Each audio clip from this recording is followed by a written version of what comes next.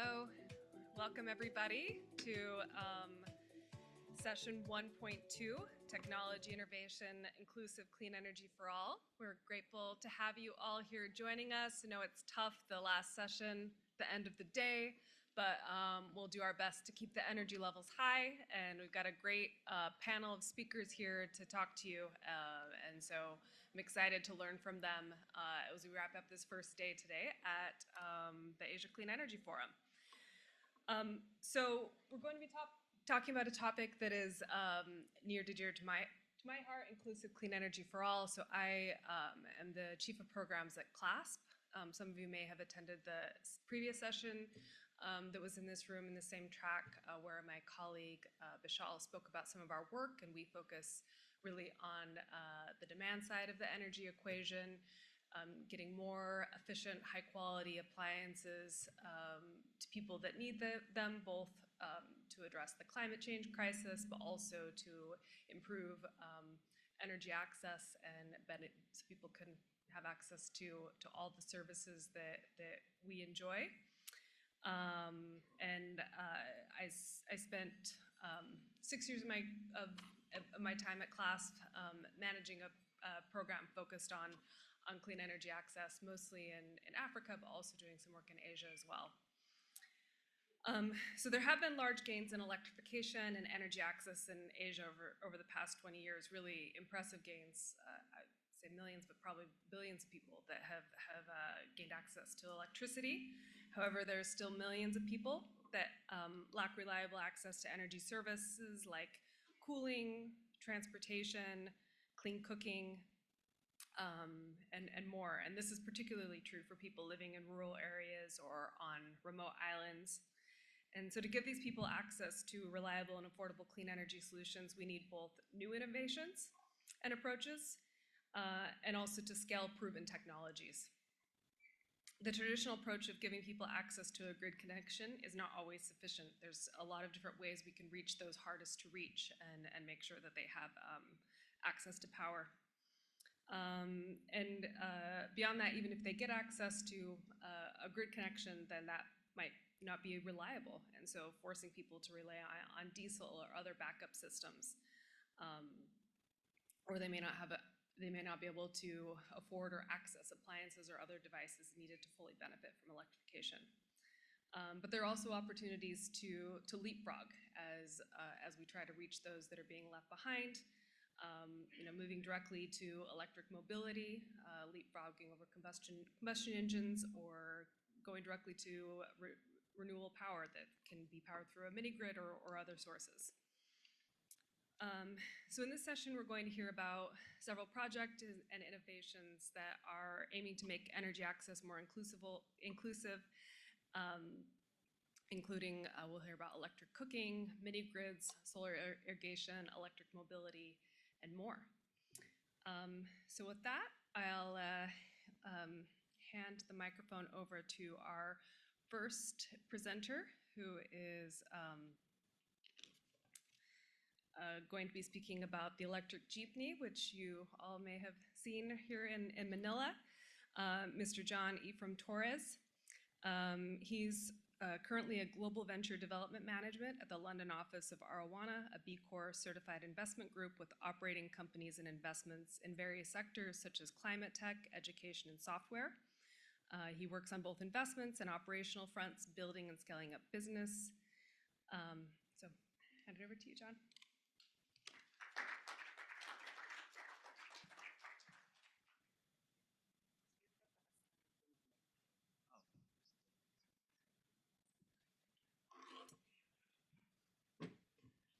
Thank you, Jenny, for the intro, and good afternoon, everyone. My name is John, and I work for a company called Arowana. So we're an Australian investment group, and I'm based in the London office. And our company owns an electric vehicle company called Tembo. It's based in Australia. And Tembo is working on a project, electric jeepney project, and I'm originally from the Philippines. So I was assigned to lead this particular project for Tembo. So to give you an overview of what Tembo does, so basically, Tembo offers a conversion kit for 4x4 pickup trucks. These pickup trucks what Tembo provides a battery system, and the drivetrain components and the software. So all this comprise of the Tembo conversion kit. And the conversion kit is used to convert the pickup truck, the diesel pickup truck, into electric. So from diesel power to electric. So most applications of this in Australia are off-road. So Australia, so it's big in mining, most underground mines, open pit mines, and there's some applications in Canada for Arctic mines. So that's what Tembo does. And what Tembo is doing right now in the Philippines is doing the same style, the same approach, but for the Philippine jeepney. So I don't know if you probably seen one here in Manila. So jeepneys are the main mode of public transport in the Philippines. And so if other countries have buses or London has a red bus, the Philippines have jeepneys. So and so what? Just to give you an overview, so how this come about in the Philippines. So after World War II, the Americans left behind surplus wheelies jeeps. So these are 4x4 vehicles used to transport troops during the war. And after World War II, so these were left behind in the Philippines. So what we did here in the Philippines is we converted them to something that could be used for public transport. So since it's 4x4, it works well in both urban and rural terrain. And over time, this retrofitting and this has become a craft, converting this particular wheelies Jeep into something that's more artsy in a way. So as you could see on the right, that's one of the modern jeepneys that you will see on the road. So it's become a symbol of Filipino creativity and resourcefulness. So making something out of the things left behind during the war. And right now, the jeepney is the #1 man-made cultural icon in the Philippines. And there are more than 200,000 units on the road, and more than 60 million regular passengers, and this represents around 40% of public transport in the country. So how are these jeepneys built? As I mentioned, this has become a craft, like a small business approach in building a vehicle. So there are small jeepney builders all over the Philippines, and they're building jeepneys in a very manual manner. So how you do it is you build the body manually, and then the chassis. And what you do is you get off-the-shelf truck components. Most of this are secondhand. You get them secondhand somewhere northwestern part of Manila. So those are our engineers that I brought them into that place where you could get secondhand engines, axles, differential, and any component that you need to complete the build of the jeepney, you could get from that area. As I mentioned, these are mostly secondhand items, usually from Japan. So with that, the jeepneys are actually durable, even if they are using secondhand components. They're hand built, so they're like it's like building a very robust vehicle by hand. So it's very durable, and that's you could see for the 240,000 jeepneys registered in the Philippines, 80% of them, or around 200,000, are more than 18 years old and still on the road. So you could imagine that's the age of just the jeepney, but since it's using a used component, so the other components like the engine could be older than that. And this the average age of the fleet in the Philippines is 26 years. So you could imagine if the engine is that old, the diesel engine, you will encounter a problem with emissions. So it's very normal to see this scene in Metro Manila or around the Philippines, a jeepney emitting a black smoke. So it's because of the second-hand diesel engine that's being used. And that's why it has obviously have negative health impacts. That's why the government is mandating the modernization of the jeepney in the Philippines. Basically, the government wants to replace almost all the jeepneys on the road with modern ones, electric or Euro 4 compliant, and where you have an electronically controlled emission system for Euro 4 diesel. So what's happening now is you have a vehicle that's a cultural heritage, and you are replacing it, you are modernizing it. So on the right, you will see the modern jeepneys that you might have seen here around the Ortigas area. So these modern ones actually, uh, they don't look like jeepneys at all. So they're very far from the wheelies jeep that's the traditional one.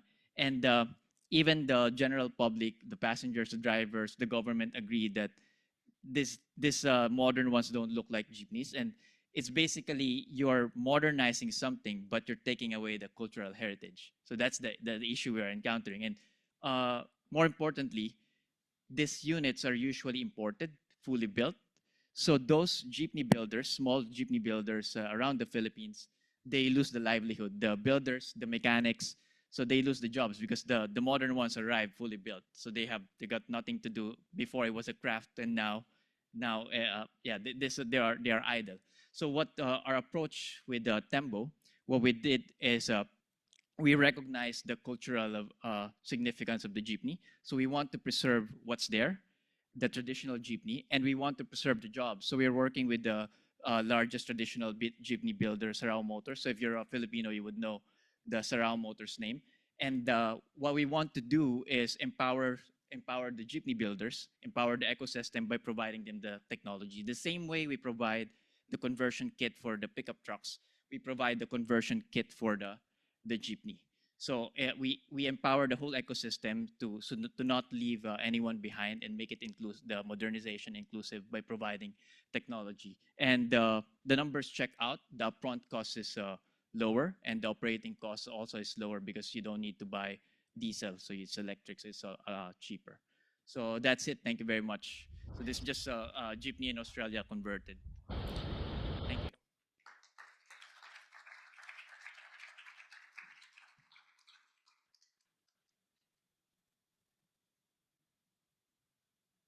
Thank you so much, John. Such a wonderful case study and example of inclusivity and thinking about jobs, thinking about culture, what's important to to people in their identity, and trying to make that work with the clean energy transition. Next up, we have Ali Mohammed. He's the business development and partnerships lead at Community Energy Toolkit, or COMET. He's going to be talking about inclusive clean energy access by powering communities through the Community Energy Toolkit. And Ali is a clean energy and project implementation expert with over 8 years of experience advancing renewable energy, climate resilience, and inclusive development across sub-Saharan Africa, the Pacific, and Asia. He currently serves as the business development and partnership lead at Community Connect, where he supports the deployment of the COMET platform, an interactive toolkit for community-driven energy planning in off-grid areas. And so I'll turn it over to you, Ali.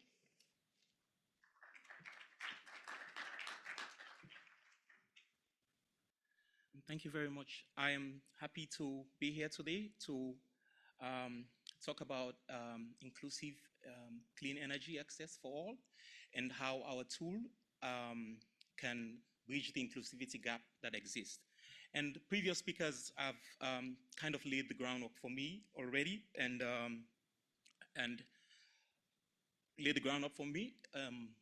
They've highlighted some of the strides that we've made within Asia and the Pacific, which is really immense when it comes to energy access, and that's really good. But we want to ask ourselves, is it just energy access, or do we need to move beyond energy access? Do we need to make energy access be inclusive? Do we need to make it be clean?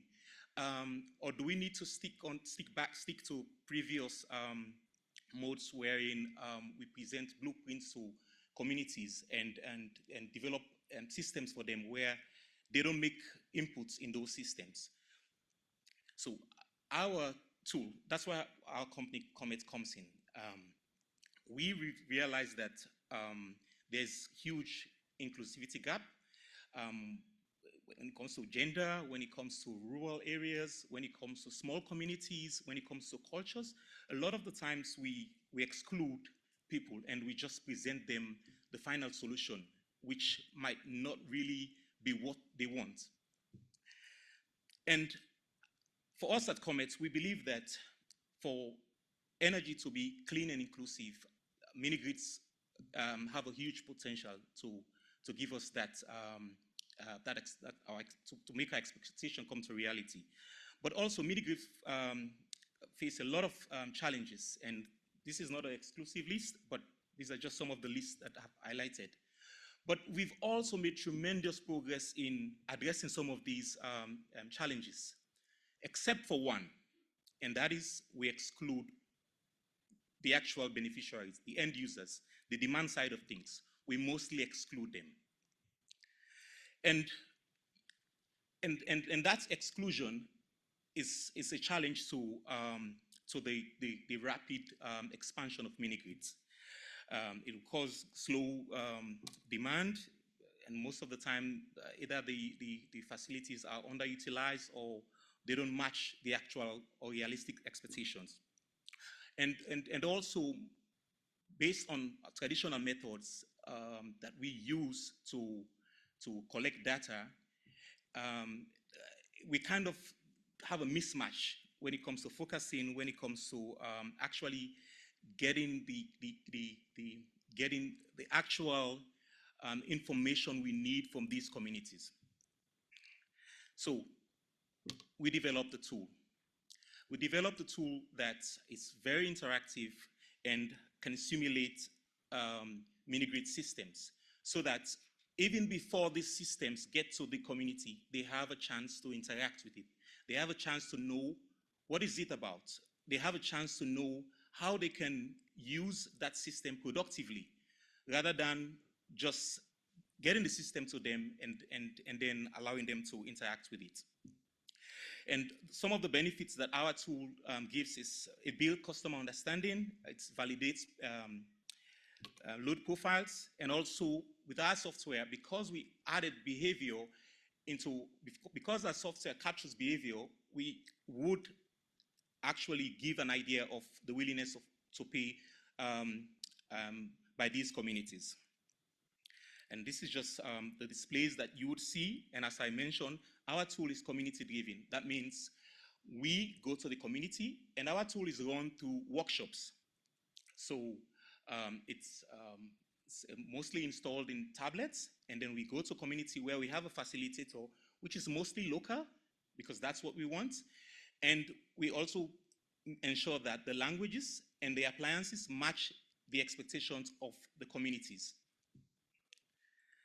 And some of our case studies, we did in 2023, we did a feasibility for 75 rural communities in Fiji, where we did feasibility together with other partners, the Arizona State University. We collected demand, we explored demand explorations, we collected real-time load profiles, and we also provided an insight from our results of how develop can size the system. More case studies to just show that our tool can be scaled. Our tool has been used in different countries in Asia, Nepal, for example, in Malaysia, and also in Africa, Somaliland. To date, we have impacted over 100,000 people in about 111 communities and in 6 countries. To end, we need to make energy human-based. We need to make energy not just numbers in kilowatts, or not just to achieve our goals, to say that, oh, it's 100% clean energy. But does this energy actually impact the lives of people? Does this actually, is this energy affordable? Is it clean? Is it reliable? Does this energy cater for those that are disadvantaged? This is the question. And we believe at Comet that this is the solution, to engage the community. The community should be involved in building the blueprints of energy plan, of the plan in energy. The community should be part of the decision making, and not just on the receiving side. And some of the recognitions we've had in the past, we were finalists for the 2025 Energy Heroes, SE for All Energy Heroes, and also we were selected by the UNDP catalog. And yeah, so thank you very much for listening. We would love for you to engage with us, to learn more about our tool. We would love to give a demo so that you can get first-hand and real-time experience, because that's what we believe. The people need to be part of it. You need to interact with it. And we believe we can bridge the gap between technology and the people. Thank you.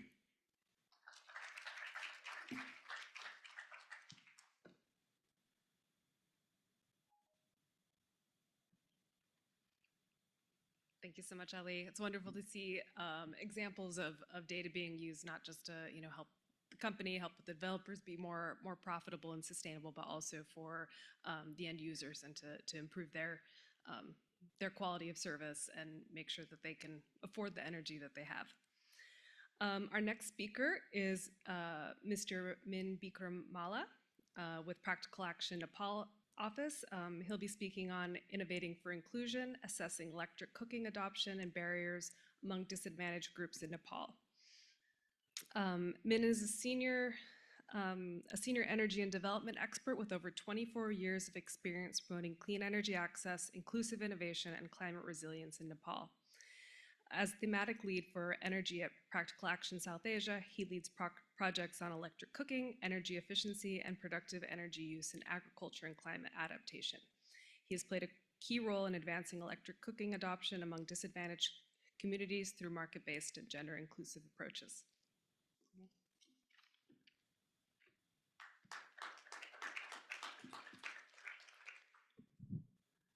Thank you very much, Jenny, for introduction. Good evening. Today, I'm going to share insight of our recent study on inclusive electric cooking in Nepal, gaps, impacts, and pathways for disadvantaged groups.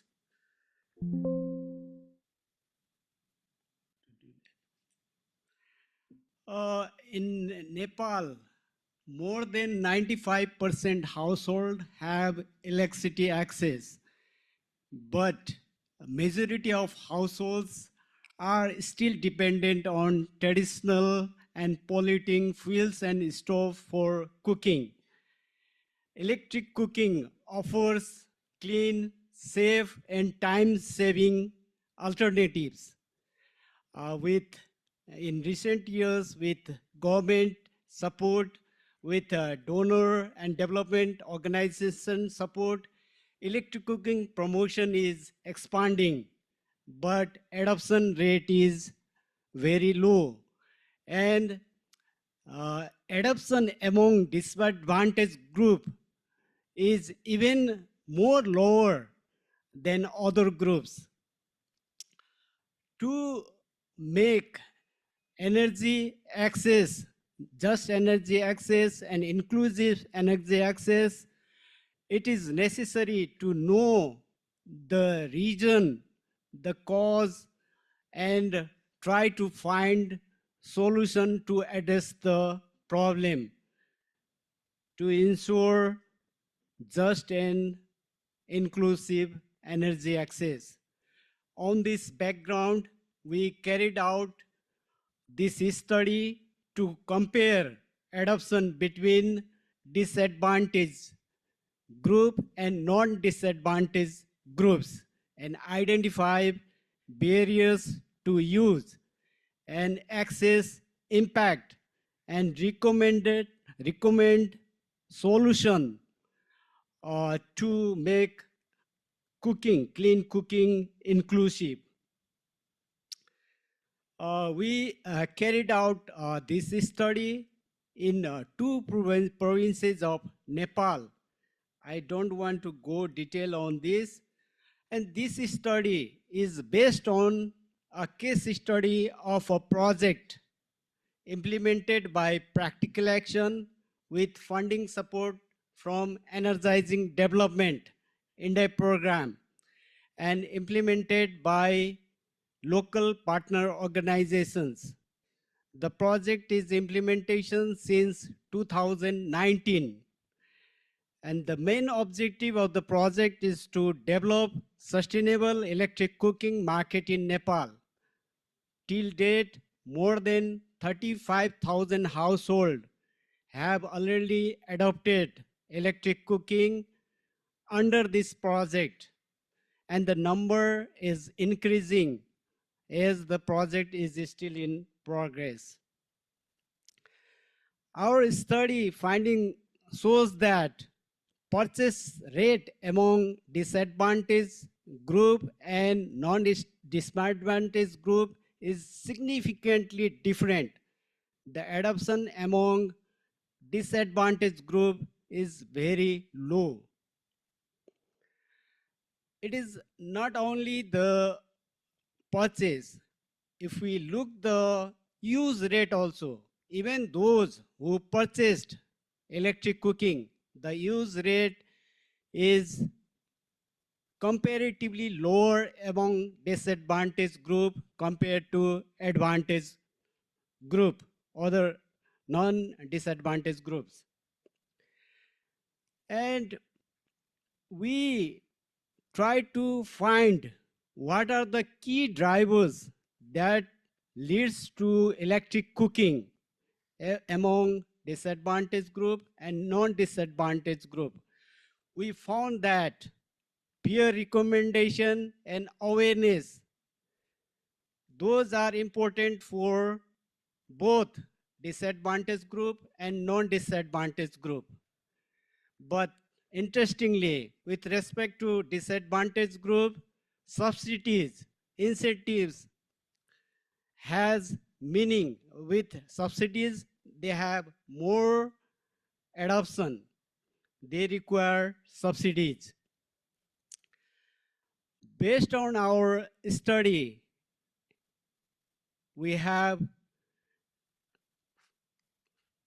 I think I skipped some slides, 5 key policy recommendation. That includes, we need targeted subsidies, there need to be reliable electricity, clear clean cooking policies, women empowerment and women-led enterprises, behavioral change campaign, and financial inclusion to make inclusive clean cooking. These 5 interventions are required. I want to acknowledge my research team members, the project implementers, the donors also, to make this study successful. And at the end, I want to say, to transform clean cooking, we need more than technology. We need inclusion. Let's ensure that no one left behind. Thank you very much.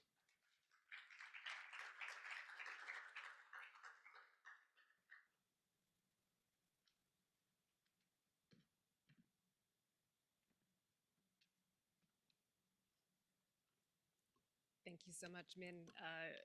Electric cooking is such an important topic where we've made great strides, and there's still a lot of room to go, but made a lot of strides in improving access to energy and trying to, achieve SDG 7. There's still not a lot of progress that's been made in clean cooking, or nearly as much progress. So this kind of research is so important, especially to think about how we can reach those disadvantaged groups and make sure that they have access to clean cooking technologies.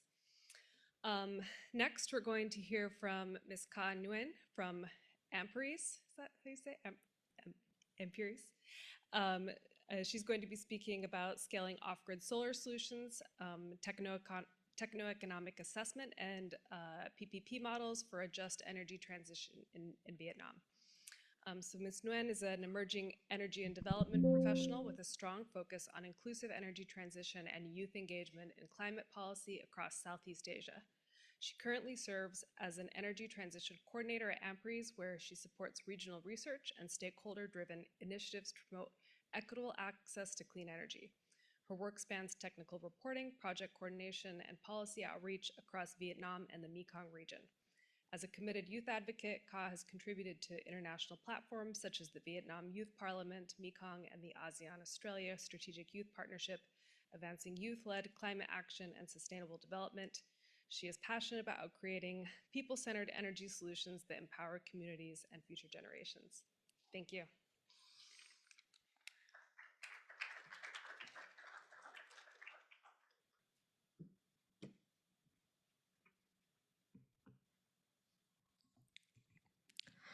Hello, everyone. Um, so thank you, Janice, for the introductions. And About myself, my name is Kang Nguyen, and I work at Ampress Vietnam as an energy transition coordinator, and I'm honored to be here today to present our study on scaling up off-grid solar solutions for an inclusive energy access in Vietnam. So before we jump to the key finding of our study, I would like to briefly introduce what we're doing at Empress.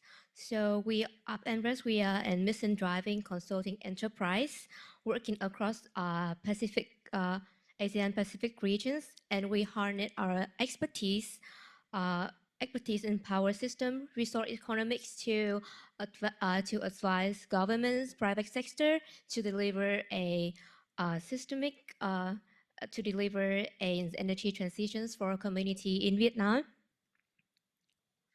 So we will talk about the rural energy gap today in Vietnam and why this matter. So also we now achieving a over 99% of electrifications for nationwide, but we still have more than 900,000 people still lack reliable power access, and most of them are living in remote and mountainous and islands areas with a strong reliance on diesel system there. And the energy poverties nowadays impact education and basic health service and impact their economic equity. So with that context in mind, we are set out to explore off-grid solutions for our community there. And today we bring a case study that we choose from one island from one of the list of target list of the power development plan of Vietnam. This is a Thổ Châu Islands, and we will assess for technical options, including 3 solar options: solar home system, hybrid solar, and mini grid, and we will compare with to the grid extensions. So we will have a overview of Thổ Châu Islands. Firstly, is very offshore and remote islands apart, like 220 kilometers apart from the mainland of Vietnam. Is little a very financial constraints when it comes to the grid extension options. With the populations of more than 1,900 residents, and it includes 474 electricity customer, and the community here, and the economy activities here revolve around fishing, marine logistics, and essential service. And in 2024, the electricity demand reaching 1.7 million kilowatt hours in these islands, and it is 25% increasing over the previous year. But right now, the energy supply here is currently provided by 4 old diesel generators with total capacity is about 2,468 megawatt, and this setup is still very costly, polluting, and insufficiencies for growing demand in the future. And we're going through a summary of our feasibility comparisons of options and the grid extensions. So we compare the upgrade extensions, and we can see that why solar home systems approach is can provide a clean energies for the marginalized group, but in the case for these islands with more than 400 electricity consumer, we will need like hundreds of systems. So it's not really feasible for the islands. And Vietnamese government now we still prioritize the grid attentions for some area, but for an island which is 220 kilometers apart from the mainland, this might cost to more than $200 million, which is a huge finance constraint to the government. And we come to the conclusions that solid solar mini grids offers the most balanced, scalable, and cost-effective solutions for these islands to access inclusive energies to reach the just transition target of the governments. So why? So the question here is why right now the mini grid solar become more viable options than before. So we come to the conclusions that with the mini grid we can provide. I think I come to I should keep this. So right now, the mini grids work better than the past in the situation of Vietnam is because of the falling price of the PV and battery price. Over the decades, the price has fallen more than 80%. So that is the big enabler to help mini grids can work here in the context of Vietnam, and smart inverter and control system also contribute to this for the international institutional framework. Today in Vietnam, we have a more open policy for renewable energies with public-private partnership is promoting across the nations, open for private engagement to the energy transitions. And we also recommend the direct for private finance that we can promote, like encourage, monetize the participations of private sectors into the transition. So we come to our policy recommendations. We divide it to 3 groups, include policy, legal support, financial innovation, and capacity building. And we highlight the importance of capacity building to engage the community to their ownerships and for a sustainable energy system for the communities. Yep, and thank you for your attention.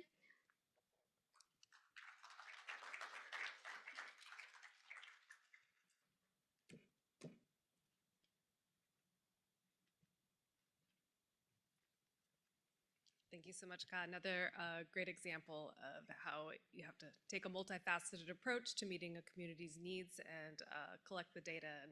And you can't look at just any one factor, but there needs to be several factors considered and getting the community's input as well. So thank you for that. We're now to our final presentation, and I really thank all the panelists who've done a great job with time management. So we'll have time for questions at the end. So please do get ready to ask your questions. We'll have time for that in a bit. And our final speaker is Mr. S.A. Prathapar. He's the director at Prathapar and Associates. He is an internationally reputed water management specialist with a proven track record working in sustainable development, food security, irrigation, and hydrogeology, with extensive experience in groundwater management for agriculture and mining. He currently advises on water management projects in Pakistan, Uzbekistan, the Maldives, Bangladesh, Micronesia, and Australia. Thank you, Mr. Prathapar.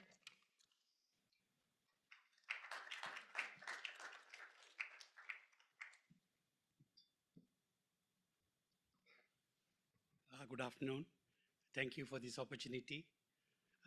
My intention here is to dispel some of the pushback when solar irrigation is promoted. So that's my intention, and I'll give you some other benefits of solar irrigation. So usually when you try to solar irrigation, people immediately talk about groundwater depletion. That's an immediate pushback you get. So I will try to go through some reasons why that's unfair, and then we can discuss it and so forth. So let's get started. So my the topic here, the title has egg feeders in the name. So this egg feeders is a very Indian terminology where they have electricity provided to the farmers using egg feeders, where the supply is rotated 8 hours daytime, 8 hours nighttime, 1 week this way, 1 week the other way, and so forth. And then they have the goat and feeders in the rural areas, which supplies electricity for 24/7 for domestic, industrial, other purposes. But then these feeders, what it is special about, what is unique about it is that they are still managed by a discom. So similarly, there are other places where a central management agency manages the supply of water, supply of electricity from either from diesel or from solar or other forms for agricultural purposes, which are now being in Bangladesh and India and so forth, now being transformed into solar irrigation. So when I use the word egg feeder, please consider the situation in Barinda, BMDA in Bangladesh, where there is a BMDA supplies energy, or discoms like MSCDCL or so forth in India, or in small islands where Maldives or FSM, where there's a government or central agency produces energy and supplies it. Why is it important and different? Because the agency which manages and supplies energy can control the supply. Or it doesn't matter, it doesn't mean that you have the supply all the time, which is the general perception. So the other example is in Bangladesh, there's an agency called ITCOL, which is promoting solar irrigation and so forth. So these systems are different from offline system where an individual farmer who has the solar panels and pumps and so forth. This is centrally controlled, managed supplies of energy from solar. So the pushback that you often get is that the groundwater being depleted. Now, if you just to give you a small example, small lesson on hydrogeology, there are two major types of aquifers that we deal with. One are called the alluvial aquifers, which can store a lot of water, right? It has a storage capacity, that we call it porosity or specific yield, which is quite large, like out of the total volume, it could be 40-45%. Out of that, 25% of the water can be extracted. These are alluvial aquifer due to settlement of river sediments over centuries of time. Then you have hard rock aquifers. These are basic, very hard rock acids. It has some fissures and fissures. So the alluvial aquifers can store water. Hard rock aquifers cannot store water. If you cannot store water, you cannot deplete it. So when you talk about depletion, you only talk about alluvial aquifer. Assigning the depletion to hard rock aquifers is not a fair thing to do. So when people in Maharashtra or other Tamil Nadu, when they drill deeper, they're basically increasing the storage capacity of the aquifer. When the flood comes, it can be stored, and then during the dry season, they can tap it. So there's a major difference between these two. So the general perception is the solar energy, solar irrigation accelerate groundwater depletion. The groundwater depletion started well before the solar energy came into the scene. The groundwater depletion started when any pumps came into the play.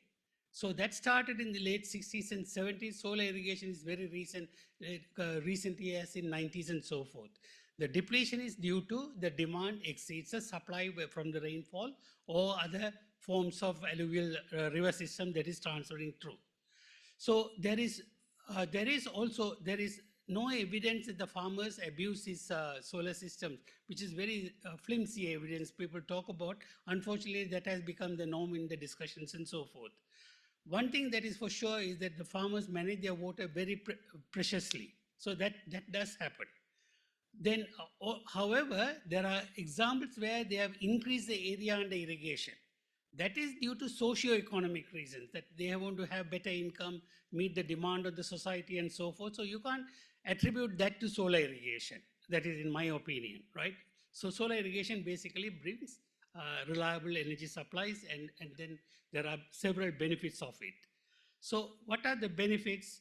So first time is daytime access to energy. So when you give daytime access to energy, then the farmer can attend to irrigation, make sure that the fields are not leaking, water is not overflowing, like I talked about these egg feeders having this night irrigation.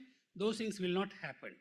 Then there is a possibility they can introduce efficient irrigation methods like drip irrigation or automation or so forth that will even save more water, automate and apply water very precisely.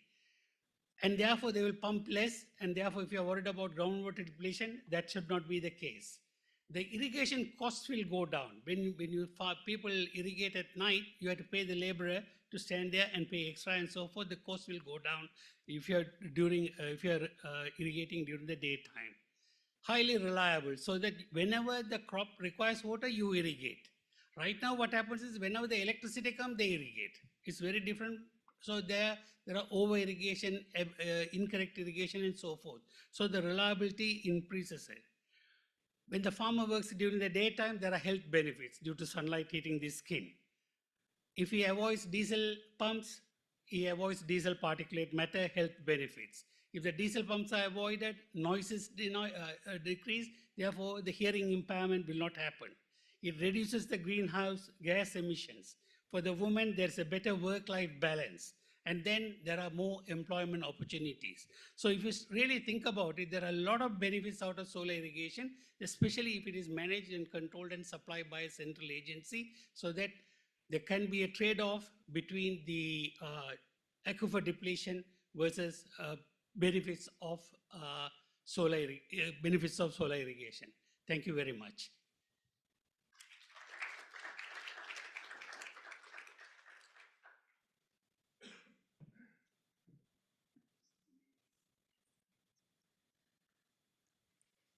Thank you so much for all of our presenters. I think it's so important to bring in experts from other sectors, as we were discussing, bringing water experts into the discussion around clean energy access, bringing in agricultural experts. We really need to break down these silos and have these kind of conversations so we don't put up, barriers or obstacles to clean energy adoption.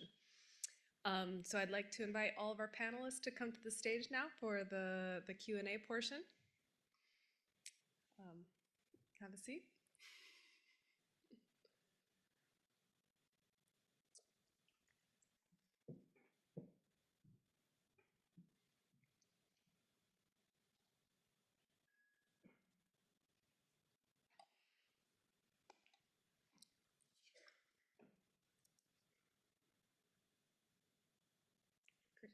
Oh, yeah, I guess you can scoot together. That's fine. Don't have any gaps. Perfect. Well, I first would like to open it up to the audience. If any of you have questions for the panelists that were brought, that came up through the presentations or on this topic more generally that you'd like to hear them weigh in on and give a perspective. Yes, please. And please state your name and what organization you're with, and you can come speak into the microphone so everyone can hear. Hello everyone, my name is Khobeb and I'm working for a solar energy company in China. So I was interested in the solar cooking solutions. What kind of electric solar cookers do you think? There are many types, induction and convection heating. So which kinds do you think are more acceptable to the community over there?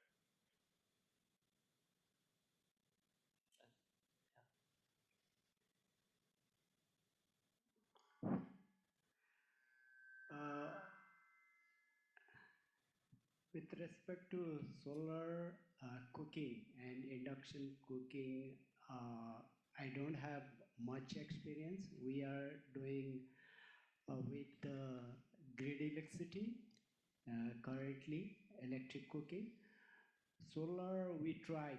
We are interested to do solar cooking, but we tried in past also. It's very expensive, we found. It's very expensive, and comparatively to other fuels,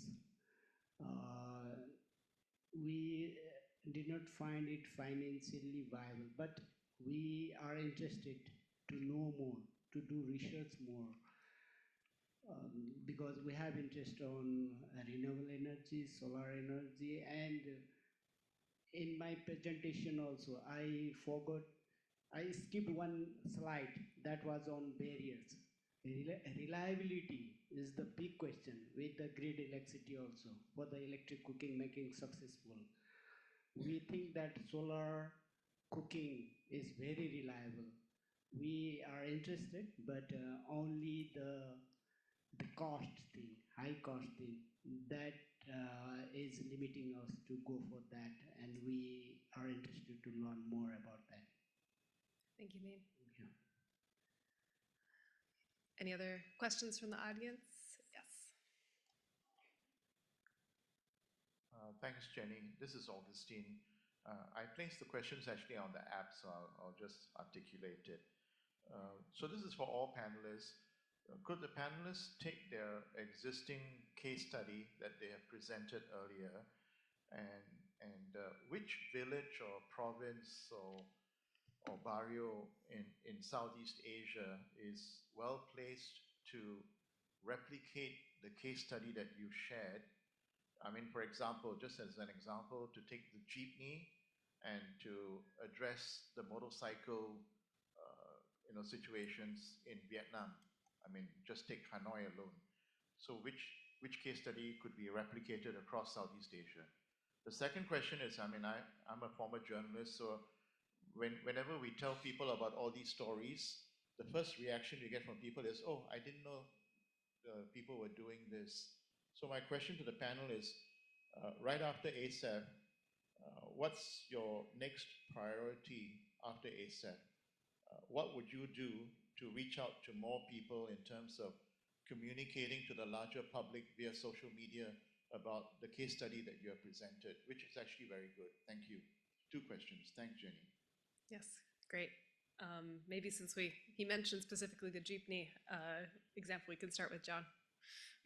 Yeah, thank you for the question. I think in terms of replicating the model, because the jeepney is quite unique to the Philippines, the context, but the idea of converting an existing vehicle, I've seen when I went to India in 2023, I actually seen something similar with the CNG, that they convert the taxis there to gas powered. So that's when I realized actually this could be the model for the jeepney, because it's very, everywhere you look, the cabs would have the tank at the back, and that's they just retrofitted it. So in a way, the retrofitting fits some of those industries, like the one in India for the taxi. But we also seen some case studies for 2-wheelers and 3-wheelers for the retrofitting. But the issue as you go towards smaller vehicles, it's cheaper to just buy a new one versus retrofitting, right? So, but when you go to larger vehicles like the jeepney, the taxi, it's cheaper to retrofit than to buy a new vehicle. So that's where I would say where you replicate it is you mainly look at the vehicle types in the country and see if the unit economics make sense. And I think on the question of social media, that's the plan for the jeepney. That's why we're also really promoting Sarao Motors, because Tembo is just a technology enabler. And the main actor here that we're working with is Sarao, and we're also trying to engage the other builders in the Philippines, because what we want to do is empower the Sarao Motors, and they have a lot of organic following actually in the Philippines.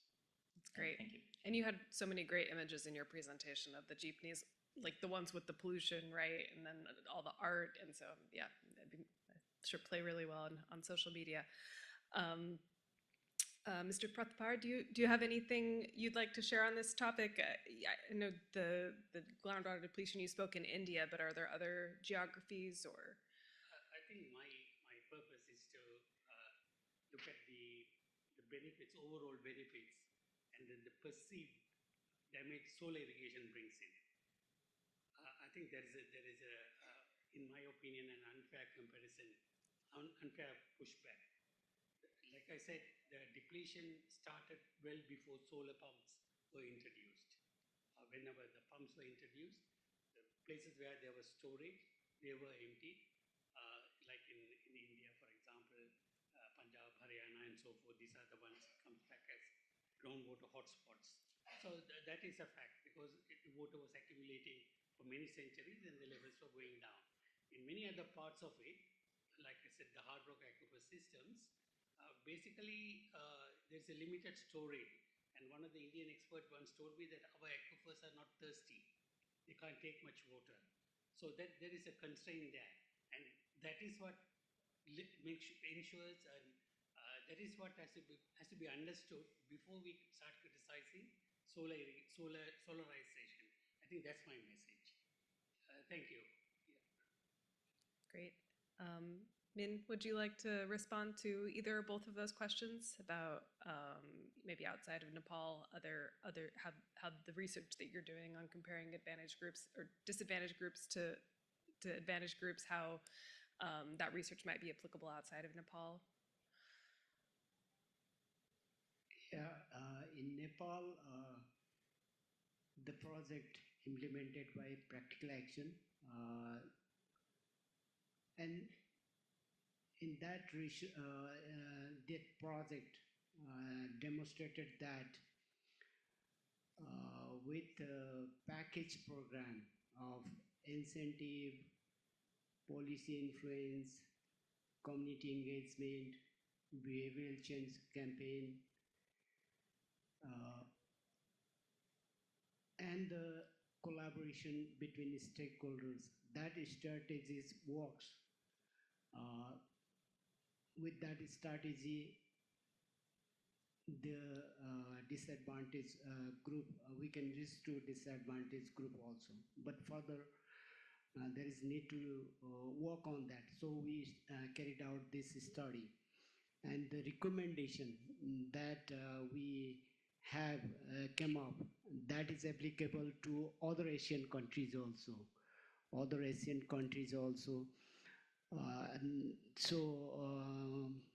I suggest, I think it is good to disseminate the research and also good to disseminate the case study of the project implemented by Practical Action. That strategy is quite successful, but we need to do still furthermore. And in that case, social media, more awareness creation, and that is required, not only at the demand level, but at the policy level also. Awareness creation and policy influence, that is required in similar context in other countries also in Asia, that I want to say. Thank you. Thank you. And Ali, I know you spoke that COMET's being used in several different places, but where else would you like to scale or think it's particularly applicable in the Asia region? So Comet was built with the idea of it being scaled. We can't develop an app that bridges the gap, the inclusivity gap, without the app being scaled. So Comet, for example, can run in various languages, and also we don't just hand over the community tablet that has our software on it. It's run through workshops, and these workshops are customized workshops based on a cultural setting, based on the requirements from our clients. Say, for example, if the focus is productive use, then those workshops would be delivered focusing on productive use. And as I said, and we've currently, and it's led by the community. Facilitators are from the community. So we know we need our app to be scalable and to be inclusive. So we had that in mind. And as I said, currently we've deployed in Asia, North America, and Africa. So it just shows that our app can be scaled, and yeah. Great. And Min, you spoke about obviously the feasibility study and techno-economic analysis in Vietnam, but are you looking to do that potentially in other places, or think that approach would be useful to, connecting the last mile and those communities that still don't have access to electricity? So as I mentioned before, that in Vietnam, our power development plan, we have a important place for rural electrifications. So apart from the islands, we still have mountainous areas with a lot of people, community there without the access to reliable electricity. So with our study, it will be replicable for other regions, not within Vietnam. As you can see that in my slide, we have previously we have projects across Laos, Myanmar, and Cambodia with the model for community renewable energies. So we promote the engagement of communities in the ownership of the renewable system there, the mini grids there, and we also provide capacity building in terms of operation and maintenance to promote the ownership of and sustainable ownership of the communities for the renewable system there. Because years ago we have support a development of a system in Laos, support one energy utility there, but some years ago, that companies they stopped their operations. Therefore, the operations of the grid there is lead to the abandonment. So we think that the community ownership is one of the very important elements to promote the sustainable renewable energies in the rural and remote areas in every corner of Southeast Asia, not only in Vietnam. And for the social and media aspect for our projects, I think right now there's still some perceptions about renewable energies in terms of the price and financials. Some customers they refuse to convert from their diesel system into using renewable energies. So right now, I think the awareness raising for the community in remote and rural areas in Vietnam is one of the more important activities to scale up the use of renewable energies there. I hope that answers. Thank you. Are there any other questions for our panelists? Yes, I think your hand was up first, and then we'll go to you next. Hello, I'm Natsuko from International School Manila, and I have a question specifically for the jeepney. So personally, I've been to a construction place for jeepney centers, and I've talked to the drivers and like the people who make them. And I guess I would like to know like the challenges you faced when trying to implement the changes, and were there any like hesitations from the locals because of the cultural like heritage they want to keep, or if so, like I've also heard of like like people fearing modernization of jeepneys. I guess it's like helping. It's a different kind of modernization, so I want to know about that. And to all the panel members, I also would like to know. I think you already touched already, but if there are any challenges you faced when turning into inclusive clean energy for everyone, like what were some challenges? Thank you. Great. Hi, John. Yeah, thank you. That's a really good question. So in the jeepney, actually, the mindset when we spoke with the drivers and the builders, they're really just all of them are scared because the government wants to replace all of these units, and they just grab whatever is there because they're scared. So then whatever most of the units that are there are just imported ones, but they themselves recognize that these jeepneys need to be modernized. They cannot stay as is, but also they're willing to participate in the modernization. But it's just that there's no they're not given the avenue to participate. For example, the local builders, you have to include them to participate instead of, because what's happening is just here's the new units, you take it or leave it, and then yeah, that was the sentiment. That's why when we spoke to them about the conversion, it resonates with them because basically that's what already they've been doing. They would go to Blumentritt area in the northwest part of Metro Manila, and if they need any components for the jeepneys they were building traditionally, they would just grab a part in there.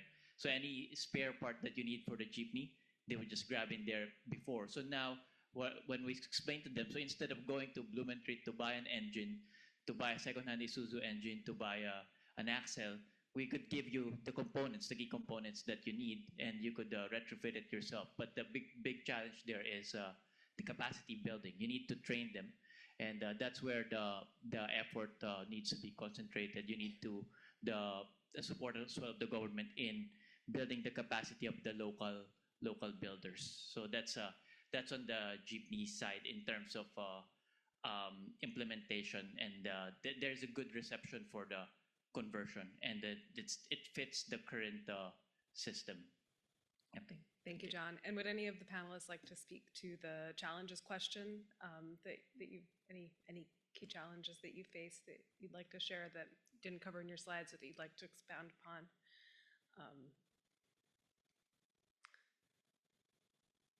No? Let me talk about her next question on what are the barriers for inclusive energy. Yes. I want to talk about my topic, electric cooking barriers. What are limiting disadvantaged group to adopt electric cooking? It is economics. The intervention and the electric cooking, the devices cost is quite costly. Upfront cost is quite high, and they lack compatible cookware, another investment. And in case of Nepal, the electricity supply is also not very much reliable. There is need to invest on the electricity supply infrastructure improvement also. Voltage fluctuation are there. The household, they have very poor house wiring also. If they want also, they have very poor house wiring as well. And there is a gender dimension also. Cooking is done by female women, and decision makers is mainly men in the household. So empowerment is also very important. And supply chain actor also very much men dominated. In supply chain also there is need to involve more women to make a reliable supply and also to convince the customer. And another important thing we found that poor after-sales services is very, very important in the making people confident about the technology. These are from our findings. Thank you. Yes, Ali. So for comment, our solution is new. So we find it, we think that's a challenge. We are used to the traditional service, although our platform is not there to replace traditional service. We, in fact, want to incorporate traditional service and add more value to it, but it's new, so adoption takes time. And I think we also need to continue to show the value that we provide, and it would actually increase adoption of our tool. Thank you. Do you want to ask your question?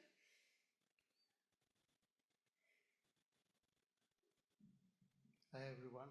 Thank you very much for the wonderful presentations. I am Anush from Practical Action. In Practical Action, we want to be gender transformative. So I was very much inspired by what I heard in the jeepney example. So the question goes to the gentleman there. Now you said that's a wonderful thing that you're doing, but what we are struggling in Practical Action is to bring more women into construction. So I was kind of wondering, during the reassembling and doing all of that, the local jobs and things like that, what is the role of women that you have found they played?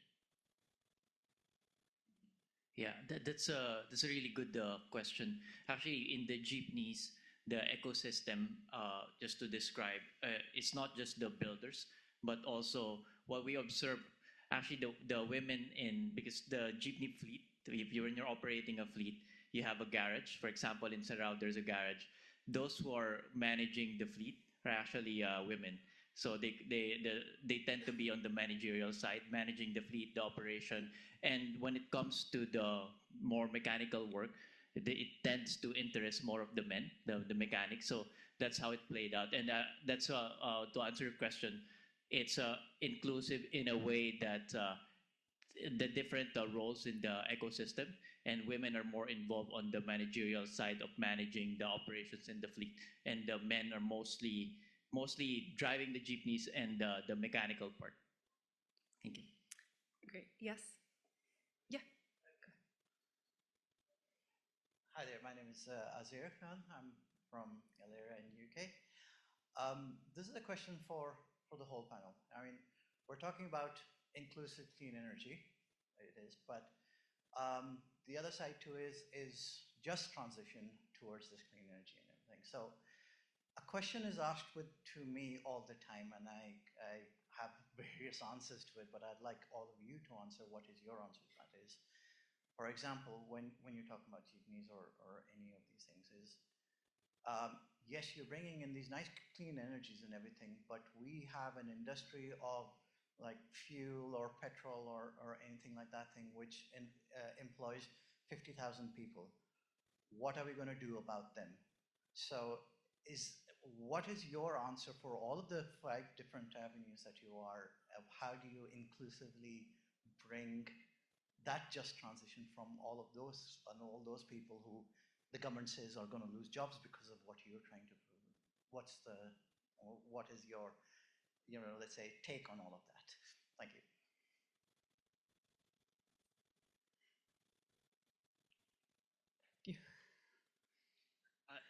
That's an interesting, I have thought about it.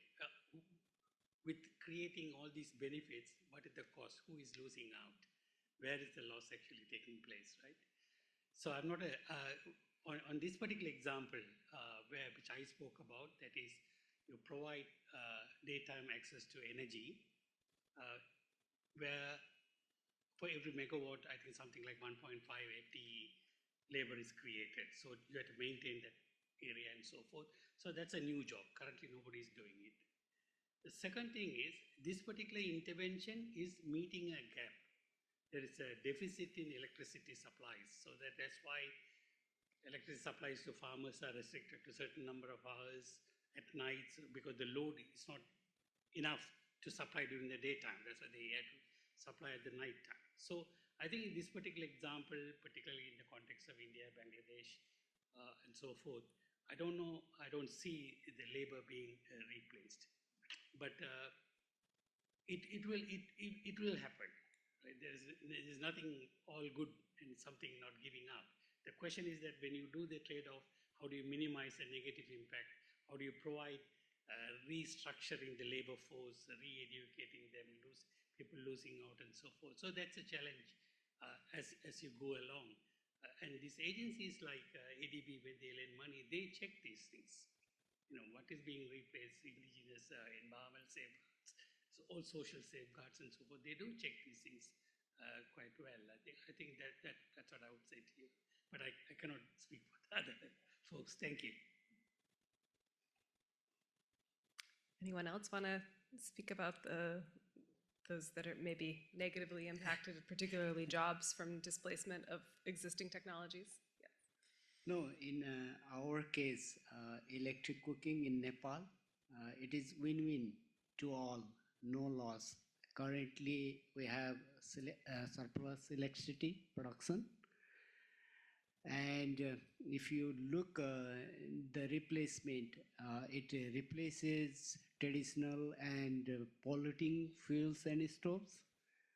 It is very clean, safe, and time saving is there. So we see just and inclusive energy with this intervention. We are committed for. Yeah, here I want to stop. I believe for Comet 2, it's a win-win situation, because I believe, as I said earlier, we don't necessarily want to get rid of traditional surveys, but we believe our platform would reduce the cost of surveys, and also when it comes to time, would cut time. But we also would, the communities would benefit in the sense that they would actually have a value for the energy that they have, and And also, we tend to include, as I said, the disadvantaged as well, or the marginalized, in the sense that we have a module specially for that targets that, and it's also something we can custom to a particular environment. But also, developers would have a more realistic, mini-grid developers or developers of system will have a more realistic focus of systems. And as I said, will cost less and would be more, when it comes to, will save time as well. And also, policymakers, it would also give an insight of what really is on the ground to policymakers as well. Well, so for the case for rural and remote areas in Vietnam, so many areas, they don't have any energies, or they have very less access to energies right now. So with the transitions from diesel to renewable energies, we highlighted that the capacity building is essential in this just transitions to prepare for every residence there, people there, they have their own capacity to operations and maintain their systems. Therefore, we can create more job there, green job there in terms of renewable for the people there. And like Ali said, this is the win-win situation for the communication and also for the governments in the journey of rural electrification. John, did you want to respond? Yeah, just to add there in terms of the consideration with the jobs that, so what we tend to do is to work with the government, because the one who should have the holistic view of the number of jobs created and the replacer is the government.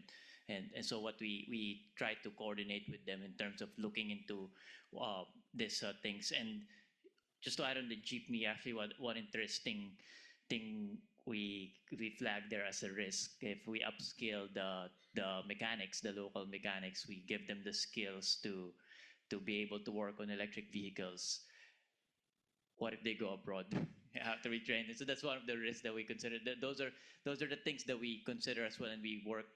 We prefer to work with the government in that front on how we make sure that we upskill the local workforce that are replaced, or transfer them to other skills, and at the same time retain them here in the Philippines. If that's because really the electric vehicle technician is in demand. For example, in the UK, it would take you 3 weeks to get your car serviced if it's electric, because there's not a lot of technicians right now. So those kind of considerations. But on the local level, it's there are also not a lot of electric vehicle technicians here.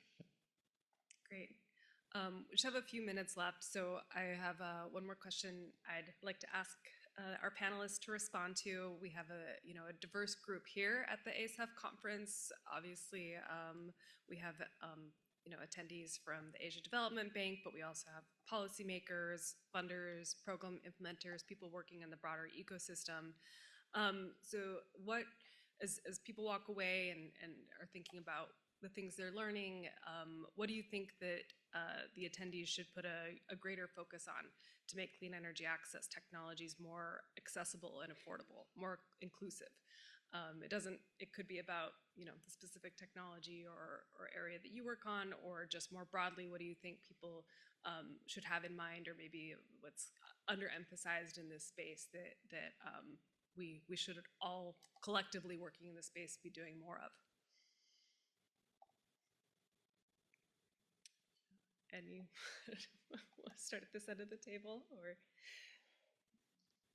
So for Jenny's questions, I think that we think private and public corporations need to be stronger in this journeys of rural electrifications here, because right now the private sector, their technologies is moving very fast, but they couldn't reach the last miles of every corners for the rural community without a good policy environment. So I think policy advocates for community renewable energies is one of the key instruments that we should work together on to promote this inclusive energy access for all people. Thank you. So at Comet, we believe that we should move past just kilowatts providing energy to people, clean energy to people, but we should make them be part of it. We should ensure that we humanize energy, if I can put it in that way. And we believe that can only be done if the community are part of the planning. They are there from the start. Their needs are met, that their voices are heard. And that can be done using our tool. And so what we are looking at now is scaling up. We want adoption. We want our tool to be the tool that's a tool that every developer or every policymaker would be using to actually get for community engagement. I think what we believe that electric cooking is the one of the best solution. Clean, safe, time saving, lots of benefits. So it should be accessible to all. Even the disadvantaged group, they should have access to it. And that can be made possible with a collaborative effort. There is need of collaboration between government, private sector, donor, development organization, civil society, financing institution. If we work together and if we work in planned way, we can make it successful. Great, thank you. Thank you. This is maybe another controversial thing I'm going to say. I think the renewable energy discussion is linked to mitigating climate impacts, which is fact, is scientifically proved. There's no argument about it. On the other hand, the demand for energy is going to keep on increasing, right? So we need to have a mix of sources of energy, renewables, fossils and nuclear and whatever has to come into play. Depends on which country, which situation you are working on. So we need to recognize the increasing in demand as a fact and bring renewable as best as possible, especially in rural communities, remote locations, and so forth. And then you have this huge energy demand is going to come for AI, places like that, AI generating big companies, they're going to require a lot of energy. Probably, I don't know. The renewables may not be able to meet it because you need large areas under solar panels or wind farms or so forth. So if you listen to Bill Gates, you will go with small nuclear plants for AI, right? So let's understand, yes, renewables is helping address the climate change, gas emissions and all of that. Yes, that's a fact. But let's also understand the energy demand is going to increase, keep on increasing it, and we talk about inclusiveness and so forth for remote locations and so forth, mini grids, and these technologies has to come into play. And this is something we need to start talking about it. That means not necessarily decoupling the renewables with the climate-related issues, but couple the renewables to increase in energy demand. I think that is something that we need to articulate with these politicians, policymakers here in the bank, whoever, to say, look, this is renewables is a way forward for many locations, many remote locations, and you can't just match it, yeah? So we need to present the case in two different climate change, yes, but also increase in energy demand, yes. Thank you.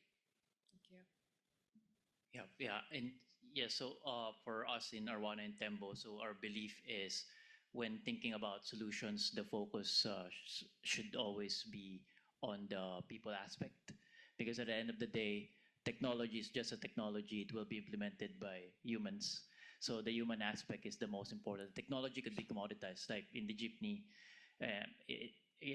The electric vehicle technology, and every country already does the EV aspect, but the hard part is the human aspect, so the people aspect, and that should be the focus that we advocate for, is not just the skills but also the systems in place for the people aspect to work, and more importantly, there needs to be a buy-in with the ecosystem where you're implementing the solution. So that's the focus, the people.